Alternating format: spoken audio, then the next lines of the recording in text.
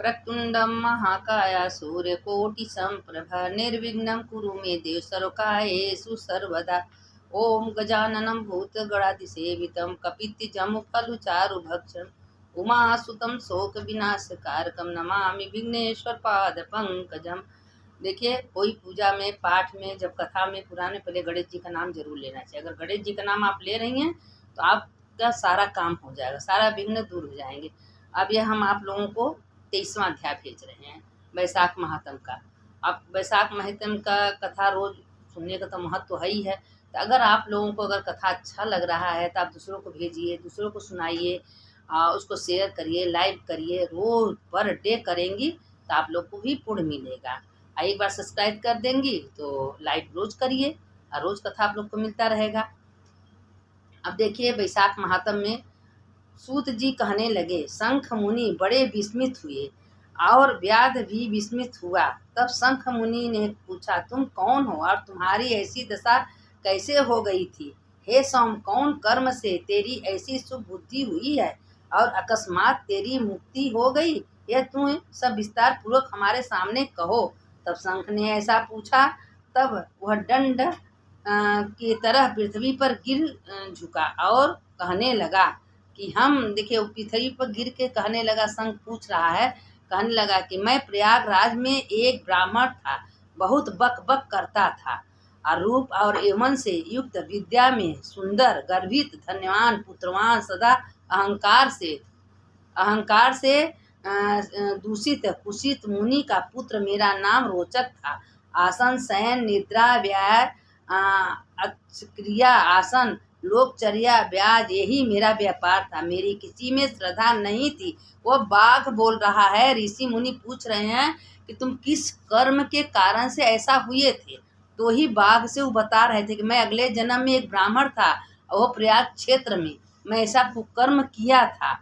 न मुझको श्रद्धा थी, न मुझे ज्ञान था, न मैं कोई अच्छा कथा पुराण सुनता था, उसमें हम विघ्न डालते थे। इसलिए कहते हैं ना, कोई कथा कहे, पुराण करे, कुछ करे तो उसमें विघ्न नहीं डालना चाहिए। वो हमेशा विघ्न डाल देता था। सबको कोई कथा वथा कहता था तो उसमें कथा सुनना नहीं चाहता था, न किसी को सुनने देता था। वही पाप के कारण से इतना बड़ा व्याग हुआ। और वैशाख की कथा न सुनाता था, न चारों ओरों को लोग को, स्त्री पुरुष को बहुत गाली देता था। तो भगवान ने एक दिन भगवान मौन होके कहने लगे कि सिर पर पगड़ी बांध कर, मुख में पान चबाकर, कुचुल धारण करके सभा के लोगों में बात करता, किसी की निंदा करता, किसी पर हंसता, किसी को दोष कारण मेरी बुद्धि नष्ट हो गई अथवा क्षीण हो गई और शनिपात से मेरे प्राण जाते रहे। देखिए, बुरा कर्म का बुरा फल मिलता है। अगर कोई कथा आपको कह रहा है, कथा सुना रहा है, तो आप उसका उपेक्षा करें, उसका मजाक उड़ा रहे हैं, उसका हंसी, तो उसका पाप आपको भोगना पड़ेगा। देखिए, जब कोई कहीं कथा होता था, वार्ता होता था, तो वो मजाक उड़ाता था, उसका हंसी उड़ाता था, कथा तो सुनता ही नहीं था। लेकिन उसके पाप के कारण से उसको शनिपात हो गया, इतनी भयंकर रोग से पीड़ित, ग्रसित। तब वो पूछ रहे थे मुनि कि मैं पापी इतना था क्योंकि कथा में विघ्न डालता था। कथा जहाँ होता हो 33 करोड़ देवी देवता वहाँ वास करते हैं। अगर आप सुन नहीं सकते हैं तो किसी का बुराई निंदा मत करिए, किसी का हंसी मत कि उसका पाप का भागी आप बनेंगे। तो ही कह रहा है, पूरा बता रहा है कि मुझको शनिपात हो गया, प्राण जाते रहे। उसी समय यम के दूत पकड़ कर नरक में ले गए। वहाँ 14 मनवंत अनेक दुख भोगे। 14 मनवंतर अनेक दुख भोगे। 84 मतलब कि जोनी में लाख योनि भोग कर अब मैं किस वृक्ष के निवास करता हूँ। यह 10 योजन लंबा, चौड़ा, 100 योजन ऊंचा है। इस वृक्ष के 7 योजन की खोतर में मैं बड़ा क्रूर सर्प की योनि वास करता था। इतना बड़ा सर्प, खाली वैशाख महात्म का कथा सुनने से उसका शरीर छूटा। इस प्रकार का सहस्र व्यतीत हो गया। दयायोग से आपके मुख कमल से निकली कथा को चक्षु लोकन द्वार सुनते ही मेरे सब पाप जाते रहे और सर्प की योनि को छोड़कर दिव्य देह धारण कर हाथ जोड़कर आपकी शरण में आया हूँ। आप इस जन्म में मेरे बंधु हैं। आप आज मेरे ऊपर अनुग्रह करो, जिससे धर्म में मेरी बुद्धि हो, जिससे सुंदर गति मिले और विष्णु भगवान से प्रीति हो, विष्णु भगवान की सभी विस्मृत न हो। इस प्रकार हम हाथ जोड़कर मुनीश्वर के आगे खड़ा हुआ। शंख मुनि प्रसन्न हो दोनों हाथों से उठा, उसकी देह को अपने हाथ से स्पर्श करने लगे। उसने सब पाप नष्ट हो गए। दिव्य दिव्य रूपधारी ब्राह्मण पर अनुग्रह कर कृपा दृष्टि हो भावी वृत्तांत कहने लगे। हे द्विज वैशाख मास का महाशय और विष्णु भगवान का महाशय श्रवण करने से तेरे सब पाप नष्ट हो गए। महाशय नष्ट हो गए। श्रवण करने से तेरे सब पाप नष्ट हो गए। तू कर्म से अति व्याहिक लोगों को जाकर भी 10वां देश ब्राह्मण के घर लेना पड़ा। वेद दशर्मा नाम से विख्यात होगा। उस समय तेरा नाम अजात स्मृति होगी।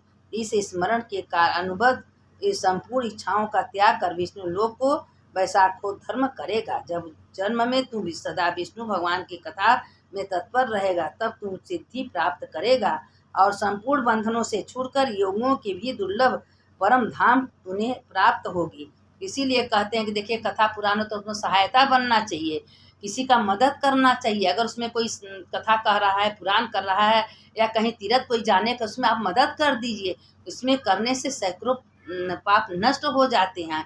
और वो व्याध इतना क्रूर था, पान खा के सिर पर पगड़ी लगा के कुचता था, सबका बुराई करता था, निंदा करता था, सबका किसी के ऊपर पान थूक देता था।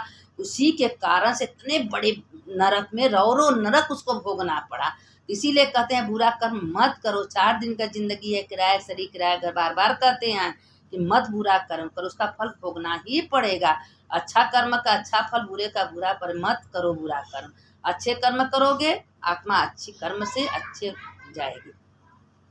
फिर उसके भाग्योदय तथा दुष्ट योनिक से मुक्ति मिली। ऐसे का परिक्रमा दे स्वर्गलोक में चला गया। तब शंख मुनि ब्रह्मूत्र से उठकर चरण धो मौन साथ तारक ब्रह्मा, देखिए जब इतना खाली कथा सुनने से वो सांप की योनि छूटकर ब्रह्मलोक को प्राप्त हुआ।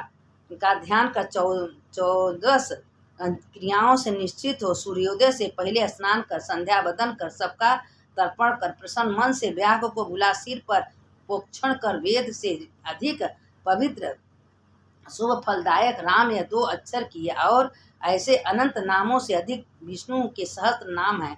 हे व्याध, तू हर क्षण इस राम नाम का जप कर, उससे तेरा जन्म वाल्मीकि ऋषि के कुल में होगा और वाल्मीकि के नाम से प्रसिद्ध होगा। ऐसा कह दक्षिण दिशा में चले गए। व्याध की परिक्रमा से बारंबार नमस्कार कर थोड़ी दूर पीछे गया, फिर बहुत रोया, बड़ी मुश्किल से रुका और नहीं तो ध्यान करता हुआ वन में स्वच्छ कर प्याऊ लगा। जामुन, कैथ इत्यादि के वृक्ष, जूती, छतरी, दान, बालू का बिछौना इत्यादि वैशाखोत्र धर्म किए। प्रातःकाल स्नान कर रात दिन नाम का जप करते हुए व्याध का जन्म पूर्ण कर वाल्मीकि के घर जन्म लिया।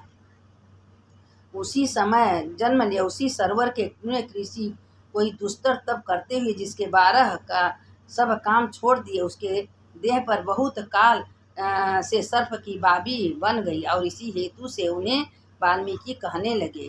पीड़ू ऋषु के कान में स्त्रियों के प्रिय शब्द सुनाई देने लगे।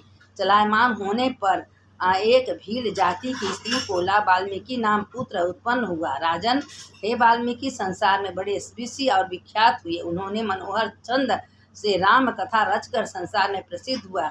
सूतदेव जी बोले, हे कोई इस रोमांचवादक, इस पाप नाशक आख्यान को सुनेगा और लोगों को सुनाएगा, उसका जन्म संसार में फिर नहीं होगा।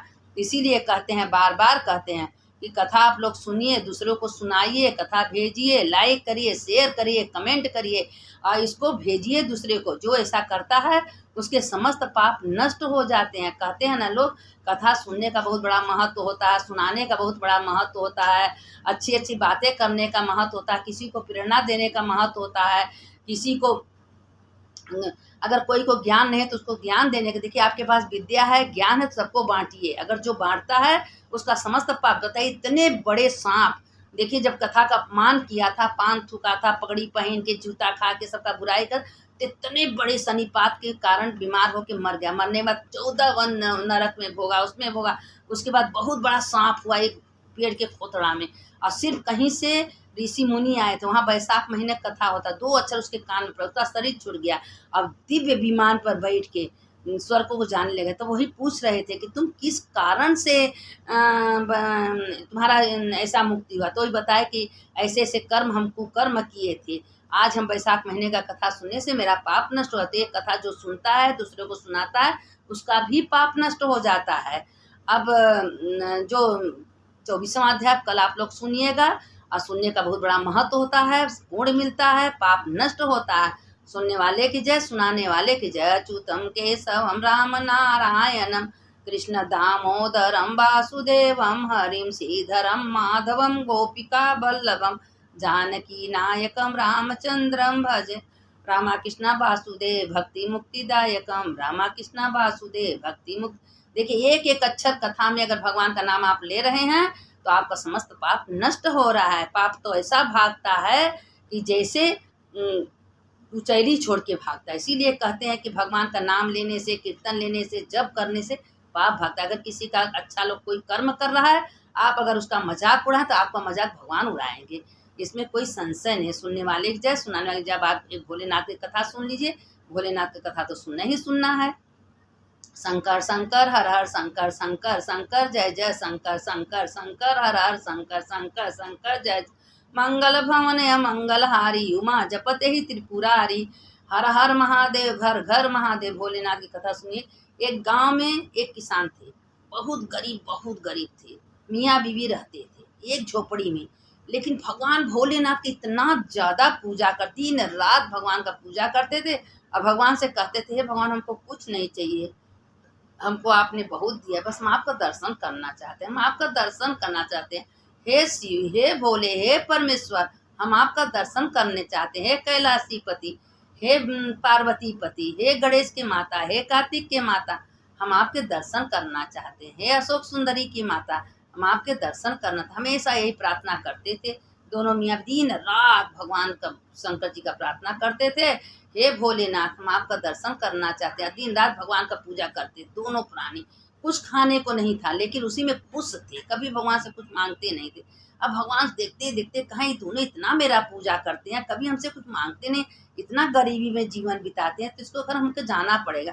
अब शिव बालक रूप की आए, उनका नाम था शिव बालक बन के आए। तो आगे कहें भाई हमको अपने घर रख लीजिए, हमको जगह नहीं है, हमको कुछ मत खाने को दीजिए, बस सोने का जगह दीजिए। कहें भाई हम लोग तो खुद है गरीब हैं, अनाथ, हमारे पास जगह, हम आपको कैसे रखें। कहें नहीं, हमको खाली रख लीजिए, हम आपका सारा काम कर दें। मेरा काम है क्या है, हमारे पास तो कुछ नहीं, थोड़ा सा हम लोग बनाते खाते, काम क्या। कहें अच्छा ठीक है। अब उसको रख लिए बालक के रूप में। अब उनका सारे संगे संगे जाने लगे काम करने। तो भोलेनाथ थे। अब ऐसे करते करते एक बार दोनों प्राणी तीर्थ स्थान में जाने लगे, तो उसको जो उनके जो पति थे उसको बहुत ही प्यास लगा, तो कहें कहीं पानी मिलता। अब वो सोच रहे हैं कि कोई तो सेवा का मौका दे। कहें ठीक, हम आपको पानी ला रहे हैं। गए पानी लेने, पानी कहीं बहुत दूर दूर तक दिखाई नहीं दिया। तो अपने जटा से थोड़ा गंगा जल निकाले, लिया के दिए। कहें कहीं बहुत दूर दूर तक जल तो है नहीं, तुम पानी लाए कहाँ से। तो कहें मिल गया कहीं से। अब छोटा सा बालक बने थे, जब पानी पी रहे हैं तो एकदम गंगा जल का स्वाद। कहें तो गंगा जल है। कहें प्रभु अब हमको लग रहा है कि आप भोलेनाथ, हम प्रार्थना दिन रात करते थे, अपना दर्शन दीजिए। इस शिव बालक में आप अपना दर्शन देने आए हैं, भगवान अपने रूप में आइए। अब भगवान शंकर अपने रूप में आए। कहें देखिए जिस दिन तुम सबसे बता दोगे कि हम शिव हैं, उसी दिन हम छोड़ के चले जाएंगे। तो कहा ठीक है, नहीं बता। उनके संगे संगे रहे, भगवान की इज्जत करने लगे, मान करने लगे, हमेशा उनके चरण में गिरने लगे। अब उनके घर में भगवान जिसके घर में रहे, फिर धीरे धीरे सब सुख संपत्ति उनके घर में होने लगा। तीर्थ करवा, सारे 12 ज्योतिर्लिंग का दर्शन, पूरे द्वारका धाम, सातों सप्तद्वीप, अयोध्या, मथुरा, माया, कांसी, कांची, अवंतिका, पूरी, द्वारावती, सत्या, मोक्ष, सातों पूरी में, सातों नदी में, हर जगह दर्शन करने गए। हर जगह भोलेनाथ साथ साथ में थे और सब काम अच्छे से हो गया। जब तीर्थ करके आए तो एक दिन भाई घर में संपदा तो हो ही गया था, तो एक दिन खाना बना रहे थे। तो बोले शिव बालक है, उनको उनकी पत्नी को नहीं पता था कि शिव हैं। तो कहे कि माता जल्दी खाना बने, हमको बहुत तेज भूख लगा, हमको खाना दो।